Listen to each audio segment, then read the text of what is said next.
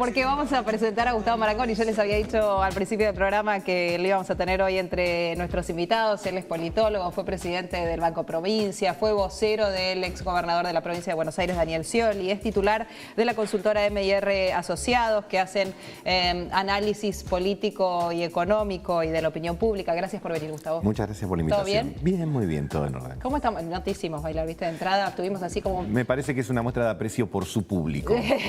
Yo amagué con que cualquiera que venía iba a tener que hacer el Skibi Challenge, pero no me animé.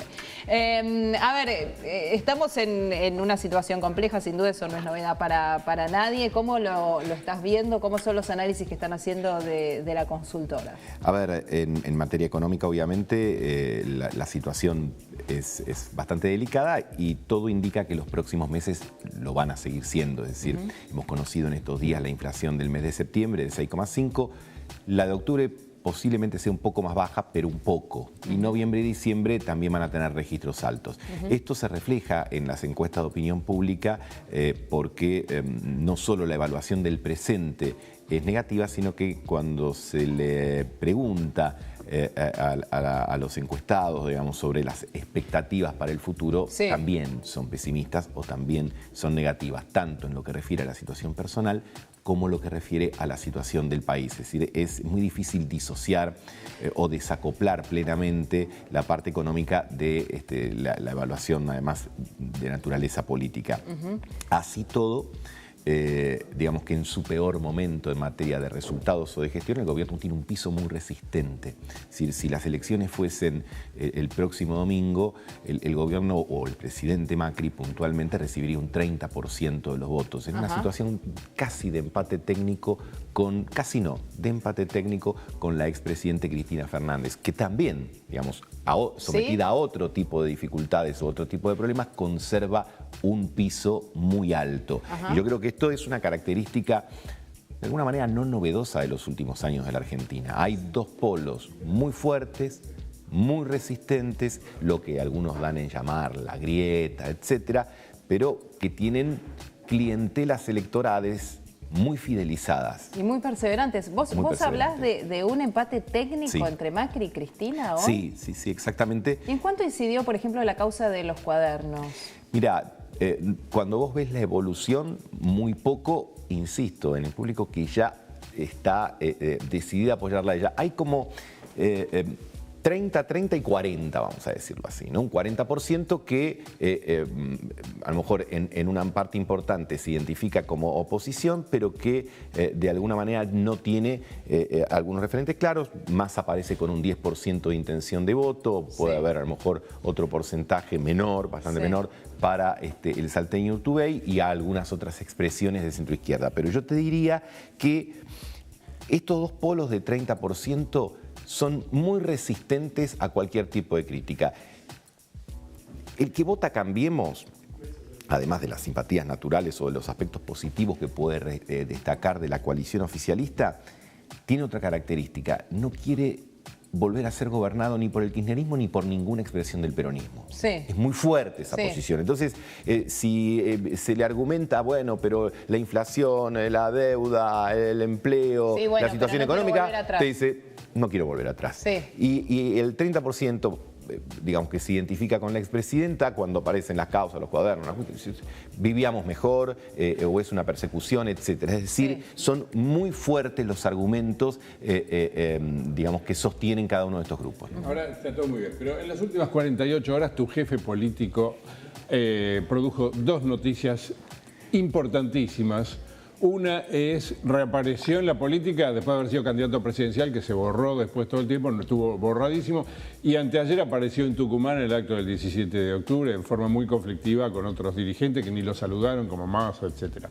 Y la segunda es que el fiscal Garganta acaba de mandarlo a juicio oral. Por toda clase de acusaciones de corrupción e irregularidades durante su gobierno, del que vos fuiste vocero. Vamos por parte. Sí, yo trabajé con Daniel hasta el 10 de diciembre de 2015. Sí, entre otras cosas fui presidente del Banco Provincia también. Cosa que, por supuesto, yo estoy agradecido de esas responsabilidades. Y si bien políticamente después del 10 de diciembre de 2015 no trabajo con él, pero por supuesto que mantengo una relación cordial, etc. Respecto a la participación en el acto de Tucumán, sin duda fue un elemento de los distintivos. Creo que todos los periodistas hicieron una referencia al respecto y me parece que está dentro de los reacomodamientos que se están dando dentro del justicialismo. Creo que el peronismo está observando que hay una oportunidad el año que viene. Ahora, es una oportunidad que requiere de mucho trabajo. Es una oportunidad que requiere inclusive de procurar pero eso no me construir contesta la pregunta. una nueva... ¿Por qué Scioli estuvo borrado y de golpe apareció, bueno, pero eso, apareció en el acto este? Como vos bien señalaste, yo fui vocero de él hasta el diciembre de 2015, no ahora, así que eso te lo tendría que responder pero él. Con él. Hablo del cada tanto, por supuesto, porque mantengo una relación personal, pero no análisis, ¿qué crees que hizo que Scioli se tuviera que guardar directamente, más allá, mencionábamos también su situación personal y el tema del embarazo y sus declaraciones en relación al aborto y lo que después apareció en forma pública? Se guardó y reaparece ahora. ¿Tiene alguna opción? Y hoy además citado a juicio oral. ¿Vos crees que tiene alguna opción dentro del peronismo? Evidentemente manifiesta una voluntad y una vocación de seguir en el ámbito de la política. Esto me parece un elemento objetivo y neutral, ¿sí? No solo por la participación en este último acto, sino por otras participaciones. Así que desde ese punto de vista, en esa reunión de Tucumán estuvo él, estuvieron otros gobernadores, intendentes, etcétera. Creo que es una manifestación de que el peronismo está en movimiento. Lo que hay que ver, además, es si todos los que participaron ahí, y esto habría que indagárselo a ellos, porque vos fíjate que estuvieron ahí, pero también plantearon mensajes de unidad respecto a otras reuniones de las que hubo el 17 de octubre, a otras cosas que sucedieron. Bueno, lo que hay que ver es cómo se organiza esto. Hay una, digamos, herramienta institucional, que es la PASO, que es la primaria abierta, simultánea, obligatoria. ¿Será la herramienta que permitirá la construcción de una coalición opositora al oficialismo, o la PASO hará que algunos se presenten con un sello, digamos, o con una presentación institucional y otros se presenten con otro? Hoy es difícil saberlo. Sí. Hoy es difícil saberlo. ¿Por qué? Bueno, pero no me estás contestando lo más importante, la segunda parte de mi pregunta, que se refiere a la corrupción del gobierno que vos integraste. El fiscal Garganta acaba de pasar el juicio oral de Scioli y vos me hablás de las PASO del año que viene. No, yo te estoy contestando a la primera pregunta o a la primera parte de la pregunta.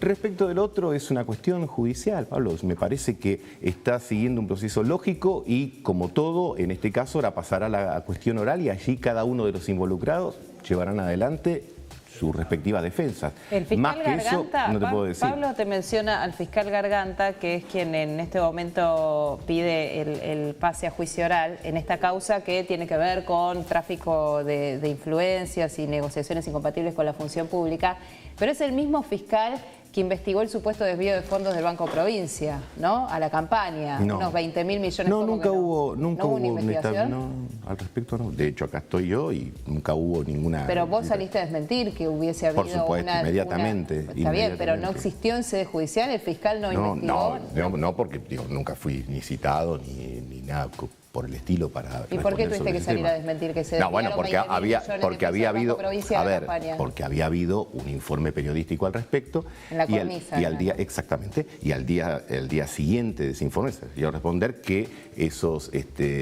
pagos correspondían a salarios del mes de enero, de febrero, etcétera, todo eso. Así que desde ese punto de vista, nada. Vos, como funcionario importantísimo de Scioli, como vocero de Scioli, ¿nunca viste ninguna irregularidad durante todos sus dos gobiernos de estas acusaciones que está haciendo el fiscal Garganta? De toda clase de irregularidades con Villa La Ñata, de supuestas coimas, todo eso. ¿Vos nunca viste nada de eso? Pablo, yo te puedo responder por mis responsabilidades al frente del Banco Provincia.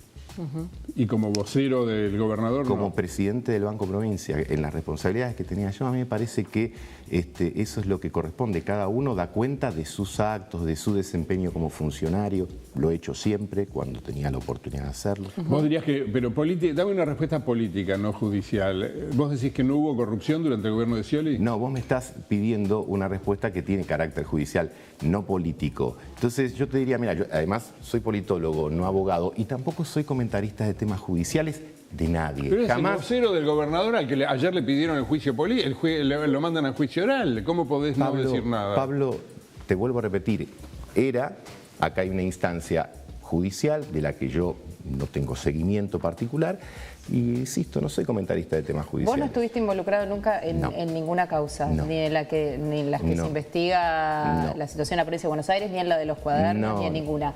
Por favor. No, bueno, pero te pregunto porque está bien, hay cientos de nombres y por eso te pregunto. Pablo te dice, eras vocero de Scioli, pero además también tu cargo frente al Banco Provincia tiene mucho de política, digamos. Eras uno de los hombres que estaba más cerca de Daniel Scioli, sin lugar a dudas. Yo diría el que estaba más cerca.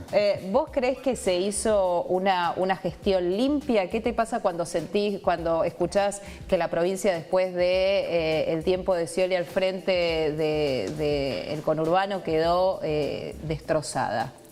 Bueno, son dos partes de la pregunta. Respecto de las cuestiones judiciales, los funcionarios que han sido citados están participando, digamos, de todas las contestaciones y de todos los procesos judiciales, así que yo en eso no me involucro. Es una parte que responden ellos, se han presentado a justicia y lo seguirán haciendo, supongo. Respecto del otro son consideraciones ya, si querés, sí, más político y de naturaleza económica, y yo te diría que la provincia de Buenos Aires sigue teniendo cuestiones estructurales que inclusive las expresa la propia gobernadora respecto de la distribución de los recursos entre nación y provincia. La hemos escuchado estos días. La gobernadora lo que dice es que ustedes le dejaron una provincia quebrada, eso es lo que dice. Mira, por ejemplo, cuando vos lees los informes que la provincia oportunamente hizo a partir del año 2016 o diciembre de 2015, por ejemplo, para solicitar crédito internacional. La provincia tomó bastante crédito internacional en estos años, algo así como 5.000 millones de dólares. En los informes pone que, por ejemplo, la provincia estaba fuertemente desendeudada y que eso justamente la habilitaba para poder pedir créditos en el mercado internacional, cosa que efectivamente sucedió. Y después destaca justamente el hecho de que la provincia, como es bien sabido, contribuye con el 40% de la riqueza nacional en materia de coparticipación de impuestos, donde recibe solamente el 20%, y eso le genera un desfinanciamiento de carácter estructural.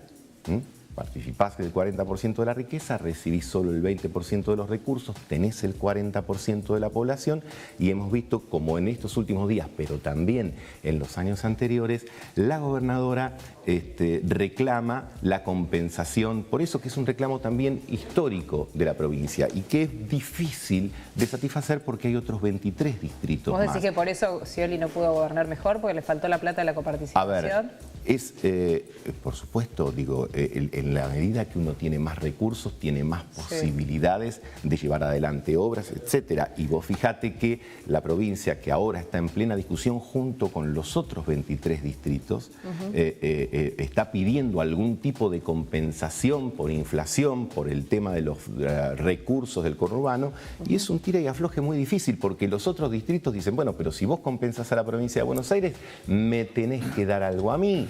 Y entonces, obviamente, los recursos son escasos y esto genera ¿Cuál es tu tensiones y esto situación genera política? interés. ¿Te fuiste del kirchnerismo? Sí, yo estoy trabajando con el peronismo federal. ¿Vos querés ser candidato, Gustavo, el año que viene? No, Fuiste no lo tengo casi pensado. candidato de la ciudad, 2 días antes de las elecciones, o una semana, no me acuerdo. Es un día antes. Un día antes, Un día de una forma un poco violenta. Cosas de la política. Eras candidato en la capital ¿Qué es lo federal que y hizo dejaste de que serlo? al dejar el gobierno del kirchnerismo vos dejaras de ser kirchnerista? No, yo te diría que el planteo de la pregunta es, yo la reformularía en No, esto. es un tema de fechas nomás. No, pero es más que un tema de fecha. Mira, yo tengo 53 años, soy peronista de los 15 y he votado siempre al peronismo. Así que he votado al peronismo desde el 80, no en el 83 porque ahí justo no entré en el padrón para poder votar, pero a partir del 85 he votado siempre al peronismo, a las distintas versiones que ha tenido el peronismo.